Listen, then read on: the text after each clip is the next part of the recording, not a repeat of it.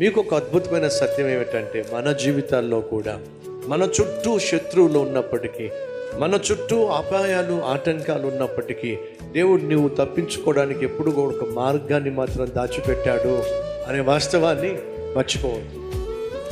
ఉద్యోగం రాదు, నా వల్ల కాదు అని నువ్వు అనుకున్నప్పటికీ ఉద్యోగం వచ్చే మార్గం ఒకటి దేవుడు నీ కోసం దాచిపెట్టాడు.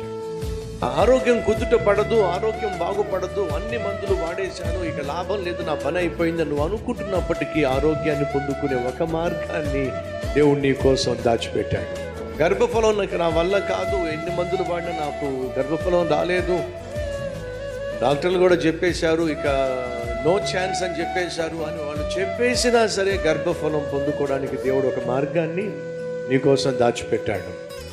ఈరోజు నీ సమస్య ఏదైనప్పటికీ, అది ఎంత తీవ్రమైనది అయినప్పటికీ, నీకు అనిపిస్తుంది నా పని అయిపోయింది, ఇక నా జీవితంలో నేను తప్పించుకోలేను, నా జీవితంలో దీనిలో నుండి బయటపడలేను, ఈ అప్పుల్లో నుండి బయటపడలేను, ఈ అవమానం నుండి బయటపడలేను, ఈ కష్టాల నుండి బయటపడలేను, ఎందుకంటే నా చుట్టూ కష్టాలు మూగిపోయి ఉన్నాయి, అప్పులోళ్ళు మూగిపోయి ఉన్నాయి, అవమానం మూగిపోయి ఉంది, ఇక నేను బయటపడే ఛాన్స్ లేదు నువ్వు అనుకుంటున్నావు. కానీ ఆ రోజు ఒక్కసారి ఊహించండి, అక్కడ వాళ్ళందరూ కలిసి యేసును వెళ్ళగొడుతూ ఎక్కడ తీసుకెళ్లారు?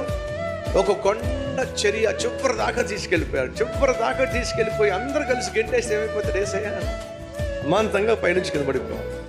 వాళ్ళందరూ కలిసి పైకి వెళ్ళినా యేసుక్రీస్తు మాత్రం నడుచుకుంటూ వెళ్ళిపోతే వాళ్ళు ఏమీ చేయలేకపోయారు. అది యేసుక్రీస్తు యొక్క మార్గం.